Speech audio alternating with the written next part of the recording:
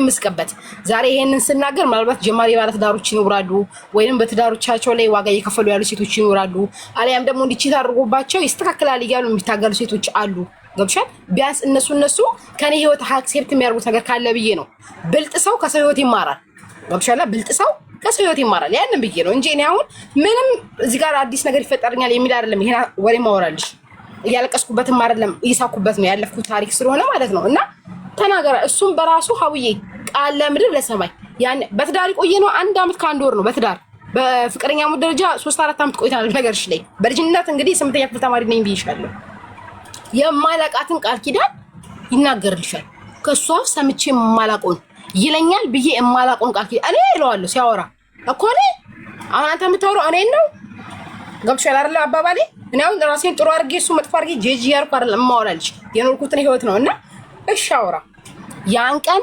ተርቤ ጀርባዬ እየነደደ እያጠባ እንደማድር ለእናቴ ለአባቱ የተናገርኩትን ነው የምልሽ የኔና የሱ ኑሮ የሽሮና የበርበሬ ባልዲያችን ቢታይ የሚደነግጥ በሚሆንበት ሰዓት ላይ እሱ ቁማር እንደሚጫወት የኔና የሱ ህይወት እጅግ በጣም አፍ የሚያስጭን ሁኔታ ላይ ሆኖ እሱ ወጥቶ እንደሚቀም እንደሚጠጣ ይሄን ሁሉ ደብቄ እንደሚስት ነው የኖርኩት ብይሻለሁ ያ 1 አመት ከአንድ ወር የኔ ቤተሰብ ስለኔ ባህል አንድ የሚያውቁት ነገር የለም አንድ ማለት ነው እያንዳንዱን ነገር ነገርኳቸው ማዘር አፏን ጭና መስማት ሰማች እንዴ እየራብኝ ነው ጡት ማጠባው አዎ እየራብኩ እንዴ አርጎኛል በቃ በውስጥ ያለው ሚስት ነኝና እርጉዞኜ አራስ ቤት ሆኜ በትዳሬ ላይ እያንዳንዱን ነገር ያደረገው ነገር በሙሉ ሚስት ነኝ ይሰማኛል ህመሜን ተናገርኩኝ እስካሁን ለምን ዝም አልሽ ሊያስብል የሚችል እያንዳንዱ ችግሮችን ተናገርኩኝ ይሄን ሁሉ ነገር ሲሆን ግን አልኳቸው ይሄን ሁሉ ነገር ሲሆን ግን አንድም ቀን ሽምግልና አቁሜ አላውቅም ባሪ እንዲያርገኝ ብያቸው አላውቅም ዛሬ ግን የሞተው አባቴ ከመቃብር ቢመጣ ደግሜ ይሄንን ትዳር ነው ላልልበት የተፈጠረ አንድ ነገር አለ ያ ነገር ደግሞ ምንድነው እሱ አሞት ልቡን ላሳሸው ትናንትና ወገሻይት ወስጆ ነበር እኔ እንቅልፍ ጣለኝ ብዬ ራሴን እየወቀስኩኝ ተነስቼ ሳየው እያደረገ የነበረው ነገር በራሱ አፍ ይንገራችሁ አልኳቸው እኔ ለማውራት ስለማፈር በራሱ አፍ ይንገራችሁ ምንድነው ተባለ ርዕሱን አውዬ እንት አራዘመው ማለት ነው አራዘመው ቃ እንደዚህ ሆኖ ዛማቃት ልጅ ነበረች እንደዚህ ማቃት ልጅ ነበረች እንደዚህ እርዳኝ ብላኝ እንዲያገዛኝ ምናምን አለ ዝም ብለሽ ስሚ በነገርሽ ላይ ይሄንን ከማለቴ በፊት ምን ሆነ መሰለሽ ልክ ተለያይተ ልንለያይ ያኑን ቃል ልንለያይ አንድ ሁለት እያልን ጸጉር ሰርቼ አጠራቀሜ 1500 ብር ጥንጥዬ ጥጃ ገዝቼ ነበር ያኔ ትንሽ ጥጃ ማለት ነው ትንሽ ጥጃ 1500 ብር ገዝቼ ነበር ሌላ ደግሞ ነው የሱ አዝማሚያ አላምር ስላለኝ 1200 ብር ጽዳት ተቀጥሬ ይሰራ ነበር ልጄን አዝዬ ማለት ነው አቡዬ የሚገርምሽ ነገር ልጄን የሚይዝልኝ ሰው ስላልነበረ ልጄን የሚይዝልኝ ሰው እንደሌለ ስለሚያቅ ምን ያርገኛል መሰለሽ ስራ የሚሄድበት ሰዓት ሲደርስ ለሊት እነሳና ጓደኛው ጋር ሄዱ ይተኛል ልጁን እኮ ላለመያዝ ነው ልጁን ላለመያዝ ለሊት ተነስቶ እግዚአብሔር በሚያቀብኝ ለሊት ተነስቶ ጓደኛው ጋር ሄዱ ይተኛል ማለት ነው የሚገርምሽ በቃ ልጁን የተሸከምኩኝ ይዤ ሲሄድ ያኔ ልጄ ማክሲመም 10 ወሩ ነው የተሸከምኩኝ ይዤ ሲሄድ እኛ ሰፈር ደግሞ የሆነ ገለባ ምናምን የሚሸጥበት ሰፈር አለ እዛ ሰፈር ሳስቀምጠው ምስል የወንድሙ ሚስት ታይና ባሏንና ልጆቿን ሰበስብና እቺ ልጅ ልስራ ነው ያለችው ሰርቼ የልጃችሁ ልጅ ላሳድግ ነው ያለችው እኛ ልጇን ማንቀበልበት ምክንያት ምንድነው ስራዋ ቢያንስ ከጠዋት 1 ሰዓት ሄዳ 7 ሰዓት ትመጣለች እስከ 7 ሰዓት ይሄን ልጅ ብንይዝላት አንደኛ ነገር ልጃችን ነው ሁለተኛ ነገር እሷን በተረጋጋ ልብ ትሰራለች እንዴት ነው እኛ ያያለን ልጇ በየመንገዱ በየሰው ቤት እንቅልፍ እየጣለው ሚንከራተተው ትልልሽና የወንድሙ ሚስት ማለት ነው የዳራን የወንድም ሚስት ማለት ነው ስብሰባ ታረጋለች ለከን ስብሰባ ታረጋለች ልጆቹም ባልዮም ይስማማል ጠሩኝ ቃል አሉኝ አቤት 1 ሰዓት ስራ ትወጫለሽ 7 ሰዓት ትገቢያለሽ 7 ሰዓት ተኩል ብትመጭ ከሰራ ድጋሚ ልጁን አንይዝልሽም 7 ሰዓት አናቱ ላይ መጥሽ ልጅሽን ትቀበይናለሽ እስከዛ ሰዓት ግን ልጁን እንይዝልሻለን ብለዋል አውዬ የሆነ መላክ ከሰማይ የመጣ ነው መሰለኝ ምክንያቱም እኔ ልጄን እንዴት አድርጌ ማለት እዛ ቦታ ላይ ስራዬ ላይ አብሰንት ይኖርብኛል እሳቀቃለሁ እናት ነኝ በቃ የሆነ ከእግዚአብሔር አንደበት የሆነ ቃል የመጣ ነው መሰለኝ እውነት ማለት ነው አረሺ እግዚአብሔር ይስጥልኝ አመሰግናለሁ ታዲያ ሀቡዬ 6:50 ነው ስራችንን የምንጨርሰው። 10 ደቂቃ ምን ፈርማት ወረቀት አለች። ያቺ አብቃቅቺ 7 ሰዓት ሳይሆን ቤት ለመድረስ እንዴት እንደምሰባበር አጠይቂ። እንግዲህ የራሳቸው የልጃቸው ልጅ ነው ሊይዙልኝ እንት ዋርኒንግ ሰጡኝ ማለት ነው። ገብቶሻል? ግን ያቺንም ቢሆን በቃ አማራጭ የለኝም አይደለ? ቢያንስ አንድ አማራጭ ናት። እሺ ብዬልሽ ያቺን አማራጭ ተቀብያለሁ። እየተፈላለጥኩኝ እሄዳለሁ። ታዲያ ሀውዬ 7 ሰዓት ድክም ብሎ እርቦኝ ስገባ ልብስ እንዳጥብ ይወጣልኛል። ልጄ ተይዟል፣ ግቦ ነው የቤቱ ልብስ። የሆነ ዕቃ እንዳጥብ በቅርጫት ይጠብቀኛል። በእውነት አይመረኝም። እጥብ ነው የማደርገው ብታይ። ለምን ነገዬን አስበዋለሁ። የሚገርምሽ እጥብ ልብሱንም አጥባለሁ። ልጄ ተደረክኮ ነው የሚጠብቀኝ። አይቆረቆረኝም። በቃ ቢያንስ ጠባቂ ያለው ሰው አይለኝ ነው ያለው። ልጄን ጥብጥብ አድርጌ ያወጡልኝ ልብስ አጥባለሁ፣ እቃውን አጥባለሁ፣ ቤታቸውን መጥረግ ካለብኝ ጠራርጋለሁ። ከዛ ደግሞ ወደ ቤት የሚሄደው ገብቶሻል አይደለ? እና እዚች ጋር ነጥቤን ትይዥልኝና እኔና ቤተሰብ ጋር ያለውን ልምጣልሽ። ወደ ቤተሰቡ ጋር ያለውን ልምጣልሽ። ቁጭ ያሉ እናትና አባቴ አሁን አንድ ነገር ስነግራችሁ እኔ ተርቤ ተጣምቼ ተቸግሬ ትዳሬን ለመበተን ዝግጁ ያልኩ ሴት ነኝ። ዛሬ ግን በማንነቴ ላይ በሴትነቴ ላይ በሚመጣ ነገር ደግሞ አልቋቋምም። ምክንያቱም እኔ ዛሬ የምወስነው ስስቅ በሚያምርብኝ ሰዓት ላይ እንደ ወጣት ወጥቼ መስራት በምችልበት ሰዓት ላይ ከዛ ባለፈ ደግሞ የራሴን እድሜ በማላቃጥልበት ሰዓት ላይ ውሳኔ እወስናለሁ። ይሄ የግል ውሳኔ ነው። እንደ እናት በጣም እወድሻለሁ፣ እንደ አባት በጣም አከብርሃለሁ። ነገ ተለያዩን ሲሰሙ የምጠይቁን ጥያቄ ስለሚኖር ለዛ ጥያቄ ከእናንተ በለጠ ደግሞ ማንም መልስ ሊኖረው እንዲችል ስለማልፈልግ ምክንያቱም ልንገራችሁ። ከሌሊቱ 6 ሰዓት ላይ ከእንቅልፌ ነቅቼ ስወጣ ሴት እያወራ ነበረ። በር ዘግቼበት ሄዶ እማዬ ጋር ያደረው። በጠዋት ማዘርን የጠራሁት በዚህ ምክንያት ነው። ስለዚህ እኔ ትዳሬ ላይ ተደርቦብኝ በፍጹም ልኖር አልችልም። የሚደርብ ወንድ እኮ ቢያንስ ቤቱን አሟልቶ ነው ምን አጎደልኩባት ብሎ ለመናገር እንኳን ሞራል ሊኖረው ይገባ ነበር። በባዶ ቤት እሱ እንደዚህ ካደረገ የማያጠግብ እንጀራ ከምጣድ ያስታውቃል። ምንም እንዳትሉኝ ያልኳቸው፣ ምንም እንዳትሉኝ፣ ይሄንን ታገሽና ኑሪ እንዳትሉኝ፣ ምንም ነገር እንዳታወሩኝ ያልኳቸው። የእሱ ወንድም እኔ እኮ ሁሌ ነው በእናንተ ትዳር የምገረመው። በተለይ በሷ መጥቼ ባየሁት እንኳን በቤቷ ሁሌ እንደቀናው ቤቷ እንዴት እንደሚያምር የልጇ ልብስ እንኳን አንድ ቀን እንደ አራስ እንኳን ብሎባት የማያውቅ ጽድት ያለች እኔ ሁሌ ነው የምናገረው። ምን ያገኛችኋለን? ያገኘን ይሄ ነው። በቃ እንደዚህ አይነት አመልክ አለበት። በፍጹም እኔና እሱ አብረን ልንሆን አንችልም አለን። ተናገረ። እሱም አሉን እኔና እሱ እንወስን ተውን እኛን አልኳቸው። ተስማማላችሁ? አሁን እንስማማለን። እርግጠኛ ናችሁ? አሁን እኛ እርግጠኛ ነን። እሺ ብለው ተነስተው ሄዱ ማለት ነው። ሁለቱ የኔ እናትና የእሱ ወንድም ሄዱ። ሲሄዱ ትሰማኛለህ አልኩት። አንድ ነገር አልነካብህም፣ ልጅህን ተቀበለኝ፣ ልብሴን ይዤ ልውጣ አልኩት። አይ የምትል ከሆነ አንድ ነገር እንዳትነካ፣ ልጁንም ተውልኝ። ያኔ የቤት ዕቃ ብርጭቆ ነው ያለን። የተለየ ነገር ኖሮን አይደለም ሀውዬ። ብርጭቆ ጠረጴዛ ይደርድረን ነው የምንኖረው። ያው በሰርጉ ሰዓት ላይ የሚገባልሽ ጊፍቶች ይኖራሉ። አይን ውስጥ የሚገባ ዕቃ ሳይሆን የብርጭቆ ሳህኑ ምናምን ነው ብቻ። ለክፍፍል የሚደርስ ዕቃ ሆኖ አይደለም። ግን ያው ትዳር አይደለ፣ ያቺም ዕቃ ናት፣ ንብረት ናትና አንድ ዕቃ እንዳትነካብኝ፣ ልጁንም ተውልኝና ቤቱን ለቀውጥ አልኩት። ቤቱ ቤት ክራይ ነው፣ ሰርቼ እከፍላለሁ። ልጅህን ልጄ ነው መርዳት እፈልጋለሁ ካልክ እርዳው። አይ አልችልም ካልክ ደግሞ ዞር ብለህ ካቴው። እኔ አንድና እንዳውን የምፈልገው ከአንተ ጋር ያለኝ ነገር እንዲቆም ብቻ ነው። ምንም ታግሼክ እንደኖርኩኝ እኔ እናንተ እናውቃለን። በእኔ ላይ ግን ሴት ለመደረብ ደረብ አይደለም ለመደረብ አሰበ ግን አንድ እርምጃ እንደማንራመድ ያኔ 8ኛ ክፍል ተማሪ ሆኜ ነግሬያለሁ። ያቺን ቃሌን ደግሞ ዛሬ አልሳትም ብያልኩትኝ። በቃ እሺ ምንም ማድረግ አልችልም፣ ልብሴን ይዤ እወጣለሁ አለኝ። እግዚአብሔር ይስጥ። ቆይ ልብስ ብቻ ይዘህ ከምትወጣ ብዬልሽ ብርድ ልብስ፣ ትራስ፣ አንሶላ ጨምርኩና መልካም ህይወት ቢሸኘሁት አብዬ። ይሄንን ሳደርግ ቅድም የነገርኩሽ አለ ፀጉር ሰርቼ አጠራቀም የገዛኋት ጥጃና 1250 ብር በሚከፈለኝ ደግሞ የቤት ክራይን 500 ብር ከፍዬ ለልጄ ያኔ ፓስቲ የምትባለው ምግብ 20 ብር ናት። በነገርሽ ላይ 20 ብር ናት ያኔ። እሷን አድርጌ የምቆጥባት ብር ነበረችኝ። አጠቃላይ ወደ 3000 ብር ጥዬ 2 ጥጃ ገዛው። ያንን ጥጃ የምቀልበው የእሱ እናት ቤት ነው። ይሄን ወስነን ከጨረስን በኋላ አቤት ይመጣልሻል በስንተኛው ቀን በቃ ለማንኛውም ማለት ጥጆቹን 40 ወጥቼ ገበያ እሸጣቸዋለሁ አለኝ። እንግዲህ በ80 ኖሮኝ ነው ንብረት ያፈራሁት። አንቺ ደግሞ ቆይ እሺ አልኩት። እንደዛ ነው አልኩት። አዎ ችግር የለውም እሺ አልኩት። እሸጣቸዋለሁ ከዓርብ ዕለት አልኩት። ይሄንን ያለኝ መቼ መሰለሽ? ሰኞ ቀን ያለኝ። እኛ ጋር ደግሞ ገበያ መቼና መቼ ነው? ሮብና ዓርብ ነው።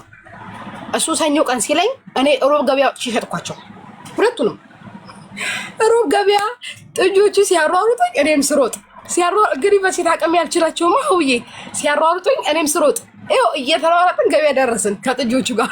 ከዛ ትንሽ አደግ እያሉልኝ ስለነበረ በር ላይ የገዛሁት 3000 ብር ነበረ።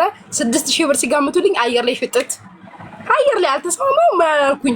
በቃ ልይዞኛል ማለት ነው። ምክንያቱም ሀውዬ ልጄን እያስለቀስኩ ፀጉር እየሰራው ነው። አታላይ የገዛው ማባላቸው የመጀመሪያው ነጥብ ያጅልኝ። እዛ የሰው ሽንት ቤት እያጠብኩኝ ነው። ጫማ አልቀየርኩኝም። በእውነት በተቀደደ ኤርጌንዶ እንዲህ በውስጥ እንትን ጠጠር እያስገባብኝ ነው። ህይወት መስሎኝ ያገዝኩት መስሎኝ ያንን ጥጃ ያሳኩት ገብቶሻል። እንደዛ ሆኖ ኦሬዲ ሸጣቸዋለሁ። እሱ እቅድና ፕሮግራም ሲያወጣበት ማለት ነው። ወይኔ አታውቀኝም ማለት ነው ብዬልሽ እሱ አርብ እቅድ ሲይዝ እኔ ሮብ ሽጥት። ከዛ ሀቡዬ ንዴት ላይ አይደለው ምን ባረግ በቃ ረኔ ራሴን ነው ማዝናናው። እሺ በ1000 ብር ለልጄ ሙሉ ልብስ አለበስኩልሽ። በ4000 ብር ቆንጆ ቴክኖ ሞባይል ከኔ ኤርፎን ገዝቼ መጣሁ። ከዛ እቤት ቁጭ ብዬ ኤርፎኔን ሰክቼ መጣ። ቃል ጥጆቹ ወሰደኝ። እንዴ ሸጥኳቸው ሳታማክርኝ አለኝ። ስገዛ አላማከርኩም። ለምንድን ነው ማማክርህ? እሺ አሁን ቢያንስ ህፃኑ ያኔ አንዳንድ ቡትል ወተት 20 ብር ነው ይዞለት ነበረ። የልጁ ወተት ተጠራቅሞብኛል 1000 ብር ሲል ልክፈል አለኝ። ኧረ አሳስብ ቀን ይከፍልለታል ችግር የለውም ለሱ አላንስም ምን ያልኩት። አንገቱን ደፍቶ ተመለሰ። ገባሽ? ልልሽ የፈለኩት ምንድነው አሁን ቢያንስ ቢገባው ያንን ጥጃ እንዴት አድርጌ እንደገዛሁት ሊረዳ ይገባ ነበር። ሊያግዘኝ ሲገባ አንስቶ ለመሸጥ እቅድና ፕሮግራም መያዙ ያሳፍራል። ገብቶሻል? አለን ምን አልፋሽ ለአንዴና ለመጨረሻ ያን ቀን ወስኜ እህሏችን ቆመ ማለት ነው። በቃ ተቋረጠ። ተለያየን ጨረስን የኔና የሱን ጉዳይ። ከዛን ያኔ ስንለያይ ልጄ 1 ዓመት ከ1 ወሩ ነው። 2 ዓመቱ ልደት አከበረለት እሱን በግሉ እኔም በግሌ አከበርኩኝ። ከዛን 2 ዓመት ከማክበሬ በፊት ልጄ 1 ዓመት ከ11 ወር ሲሆን በአጋጣሚ ከአንድ ሰው ጋር ተዋወቅኩ። እኔ ድጋሚ ማለት ነው ተዋወቅኩኝ። ህይወት ይቀጥል የለ ድጋሚ ተዋወቅኩኝ። ልጄን በቃ ጠንካራ ናት ሆኜ የማታስነካናት ቃል ተብሎ የቃል ልጅ ነው ከተባለ እስኪፈራ ድረስ ልጁ እስከማይነካ ድረስ አራስ ነብር ሆኜ ነው ልጄን የማሳድገው በቃ። ምክንያቱም እንዴት ሆኜ ከሱ ጋር የከፈልኩ እንደምኖር እኔ ነኝ የማውቀው። እኔን አልፎ ነው ልጄን ምንም ነገር ቢሆን ማለት ነው። እና እያሳደኩኝ በጥንካሬ እያሳደኩኝ 1 ዓመት ከ11 ወር ሲሆነው ተዋወቅኩኝ ከአንድ ሰው ጋር ከአሁኑ ዋሌ ጋር በቃ ተሳጥረልሽ ከአሁኑ ዋሌ ጋር ተዋወቅን። አውዬ እግዚአብሔር ይክሳል። በእውነት ነው የምልሽ እግዚአብሔር ይክሳል። እግዚአብሔር በጣም የሚክስ አምላክ ነው። እንጀራሽ ላይ አሸዋ ብቻ አትበትኝ። ገባሽ? ያንቺ እንጀራ የምትይው እንጀራሽ ላይ ዋጋ ከፍለሽበት በምንም አይነት መንገድ ኑሪበት በእውነት። ከዛ ባለፈ እያንዳንዱ መዝገብ ያለው በእግዚአብሔር እጅ ነው። ገባሽ? መጥፎ ነገር ሰርተሽ ጥሩ ነገር ልታጃቺ ሪያሊቲው ማለት ነው።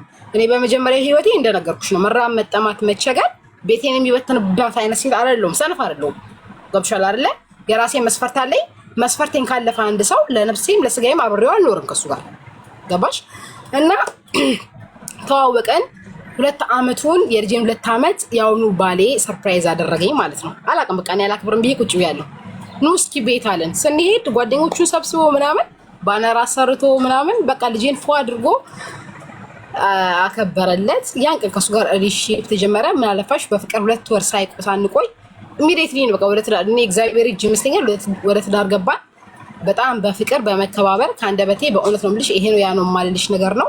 ቃሌን አክብሮ ነው ቃሉን አክብሬ ነው እሺ ብሎኝ ነው እሺ ብዬው ነው። እኔ አሁን እንከን አውጭበት ብትይ እንከን ላወጣልሽ አልችልም። የምሬ ነው። ለምን ከመጀመሪያ ስህተቴን የተማርኩ ሰው ነኝ። እዚህኛው ትዳሬ ላይ ምን ነገሮችን መያዝ እንዳለብኝ አውቃለሁ ይዣለሁም። አሁን በትዳር ከሱ ጋር 5 ዓመታችን ነው። የ4 ዓመት ልጅ አለን። የመጀመሪያው ልጅ 7 ዓመቱ ነው። በፍቅር በደስታ ደስ ብሎን እየኖርን ነው ማለት ነው። ስለዚህ ነው እቺ ነገር ስነግርሽ ምንድነው የሰው ልጅ በራሱ መወሰን የሚችለው ነገር ሊኖረው ይገባል ማለት። አሁን በቤተሰብ ውሳኔ የምንቆያቸው ትዳር ውስጥ አለ። ያ ማለት አንድ ሰው የግል ህይወት የግል ነው። ገባሽ? የኔ ጉዳት የኔ ብቻ ነው።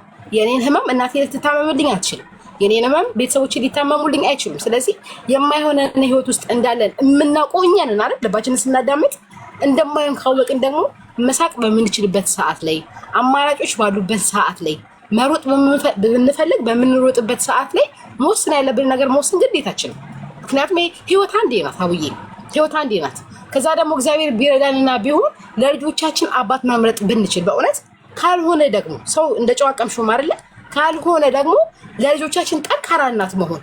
እኔ አንድ ነገር ልንገርሽ፣ አሁን ልጄ ኦልሬዲ 7 ዓመትን ጨርሶ ወደ 8 ሊገባ ነው፣ ትልቁ ልጄ ማለት ነው። እግዚአብሔር ነው የምልሽ፣ እኔ ይሄን አድርጎለታል የምልሽ ነገር የለኝም፣ አባቱ ማለት ነው። አንድም ቀን ግን ልጄ ስለ አባቱ ክፋት አያውቅም፣ አንድም ቀን በፍጹም አለ። ለምን ብለሽ ካልሽ የአሁን ትውልድ ሀውዬ እያየ ነው የሚያድገው፣ እያስተዋለ ነው የሚያድገው። አንቺ ስለነገርሽው አይደለም፣ ያገናዝባል። ለአንቺ ጥሩ ባል አልሆነም ሊሆን ይችላል፣ ለእኔ ጥሩ አባት አለመሆኑን በምን አውቃለሁ ይልሻል። ልጅ ይጠይቃል፣ ያድጋል፣ አንደበት ያወጣል አይደል?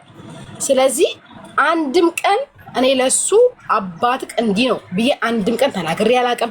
ኢቭን ብታሚኝ ባታሚኝም ድንገት እንዲህ ውልፍ ሲለኝ ጫማና ልብስ ገዝቼ አባትን ይገዛልህ እለዋለሁ። ገብቶሻል አይደለ? የሚገርምሽ በቃ 2 ዓመቱን አከበረ። ከእንደገና እሱ ወደ ሌላ ሀገር ለረጅም ሰዓት ወደ ለስራ ሄደ ማለት ነው። እና አባቱንም እንዲህ በአይን አይቶት አያውቅም፣ በስልክ ነው የሚያወራው። ግን አሁን ደግሞ የሁለተኛው ልጄ አባት ግን በእውነት ነው የምልሽ ከአባትም አባት መውለድ ቋንቋ ማለት መውለድ ኖርማል የሆነ ነገር ነው። በነገርሽ መውለድ ኖርማል የሆነ ነገር ነው። ከ2 ዓመቱ ጀምሮ እስካሁን ድረስ እያለበሰ እያስተማረ እያበላ እያጠጣ የሚያሳድገው የአሁኑ ባለቤቴ ነው። እና በዚህ አጋጣሚ እግዚአብሔር ክሶኛል።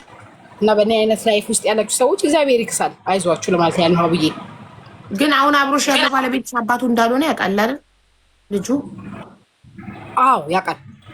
እውነተኛ አባቱን ማየት አለ። እውነተኛ አባቱ ይደረሰ ሁለተኛ አባቱ የልጄን 2 ዓመት አክብሮለት ያኔ የሚዘመትበት ሰዓት ነበር። የምታስታውሽ ከሆነ ወደ ውትድርና የሚኬድበት ሰዓት ነበረ። ውትድርና ነው ያለው። ውትድርና ላይ ያለው ግን ይደውልለታል፣ ያወራዋል እኮ አሁን እንዲህ በጥቅማ ጥቅም ደረጃ ምንም አያደርግለት እንጂ በስልክ አገናኛቸዋለሁ፣ ያወራሉ፣ ፎቶ ልክለታለሁ ምናምን። በቃ እኔም ማለት እኔም ለልጄ እናት ነኝ፣ እሱም ለልጁ አባት ነው። አሁን እኔና እሱ ሪሌሽንሺፕ እናወራለን በልጃችን ጉዳይ። ህይወት እንዴት ነው ደመኞች አይደለንም። ገብቶሻል? የሚያገናኘን ጉዳይ አለ። እኔ አሁን ስለሱ ክፉ አውሪ ብትይ ላላወራልሽ ይችላሉ። ማለት እንዴት ነው አሁን ባለበት ሁኔታ ላይ ጥሩ ነገር እንዲገጥመው ነው የምፈልገው። ለምን የሱ ጥሩ ቦታ መድረስ ለልጄ ጥሩ ነገር ነው። ገባሽ? ማምኑ ያንን ነው።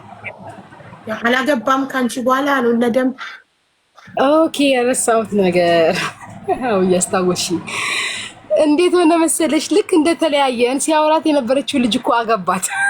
ቆይ አገባት አውዬ ረሳሁት። ታውቂያለሽ?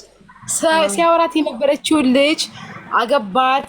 ቡና ምናምን መስራት ትፈልጋለች ተብሎ መንገድ ላይ ቡና ምናምን አስጀመራት።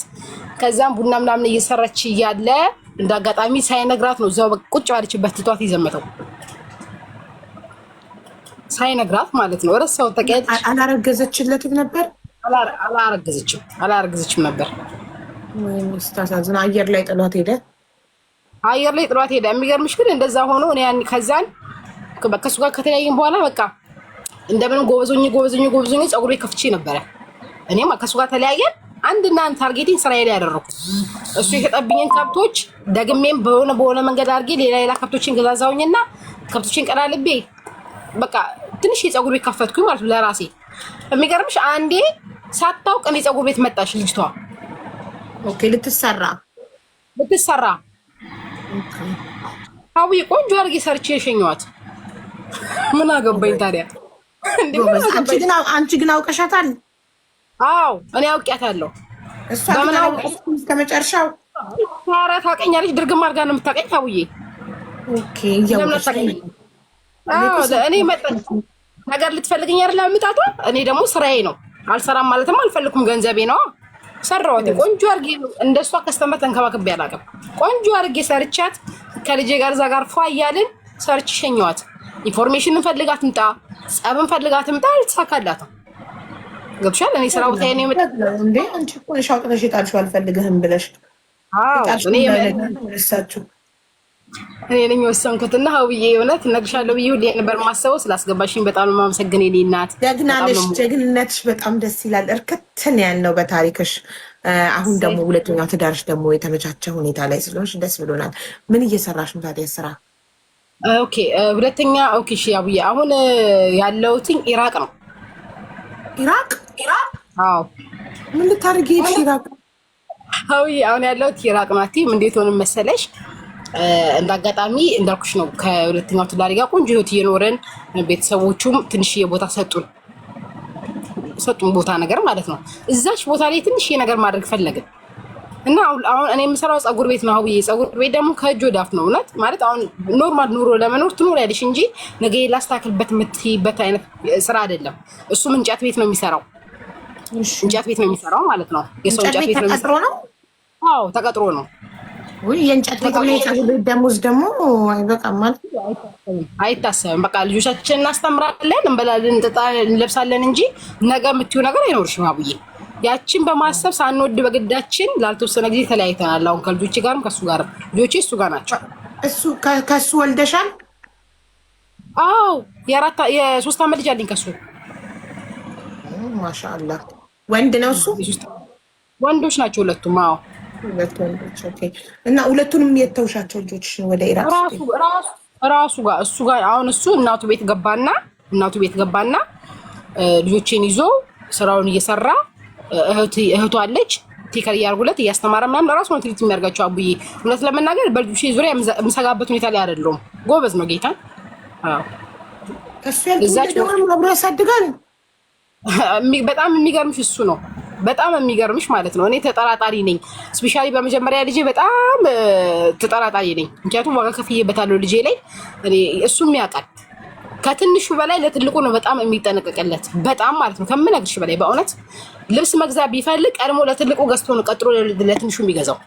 ይሰማታል ብሎ ስለሚያስብ ማለት ነው። ጌታን ነው የምልሽ። እና መለያየት ሳንፈልግ በራራቅን ሳንፈልግ ምናምን ግን ያው ነገን ደግሞ ስታስቢ ግድ አይደለ ዛሬ ያላየሽው ነገር ነገ ከየት ይመጣል? ግድ ነው። ያችን በማለት ብቻ እዛች እናትና አባቱ የሰጡን ቦታ ላይ እንደምንም ብለን ቤት ለመስራት ታገልን። ከመጣው 1 ዓመቴ ነው ሀውዬ። ልጆቼንም አልረዳም አላግዝም። እንደምንም ብለህ ልጆች ከን አስተምር አግዝ እርዳ ብዬው አሁን 74 ቆርቆሮ አቁሜ ጭቃ አስመርጌ ቆሜያለሁ ሀውዬ። የቀረውን እግዚአብሔር ያውቃል። ስንት ጊዜ ሆነሽ ኢራቅ ሄድሽ? 1 ዓመቴ ከትናንት ወዲያ 1 ዓመቴ። በጣም ደስ ይላል። ለአንድ ሰው ጽዳት ሰው ቤት ሀውዬ። ኦኬ መዳም ቤት ግን እንዴት ኢራቅን መረጥሽ? ስንት ሀገራት እያሉ ዱባይ፣ ኩዌት፣ እዚህ ካታር፣ ሳውዲ ስንት ሀገር እያለ ኢራቅ ሀበሻ የለም። ምንም ነገር ኤምባሲ የለም። ምንም ነገር የለም። ግን ሰላም ነው። ረብሻም የለም። አሁን ረብሻም የለም። ኢራቅ መረጥሽ? ሌላ ሀገር አይልክም ነበር ኤጀንሲው? የምታሄድሽበት ኤጀንሲ ሀዊ እኔ እንደ እውነቱ ይልሽ ፕሮሰሱንም ለማድረግ ሳስብ ሬዲዮ ሆኛን ነበር ማቲም ያደረኩት። ዱባይን አልፈለኩትም። ዱባይ ሜድ አልፈለኩም። ለምን ብለሽ ካልሽኝ በቃ አንደና ዳላማ ነው መውጣት ይፈለኩት። ወዳሽም ጠላሽም ደግሞ ምንም አቋም ቢኖርሽ ሰውን ያሰናክላል። ገብሻል?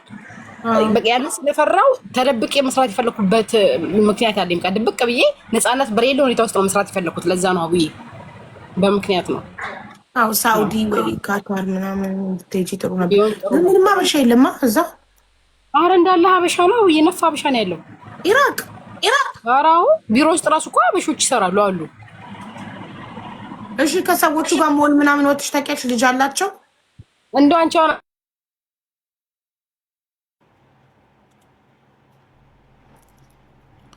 ኔትወርክ ያዛል። ያልገቡበት የለም አለ አብዱ ኪያር። ሀበሻ ያልገባበት የለም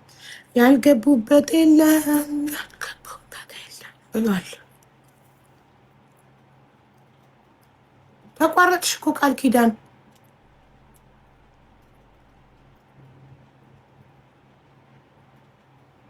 ያልገቡበት የለም። ኔትወርኳ ይዟት ሄደ። ደግሞ አለን ይላሉ። እውነት ኢራቅ ናችሁ?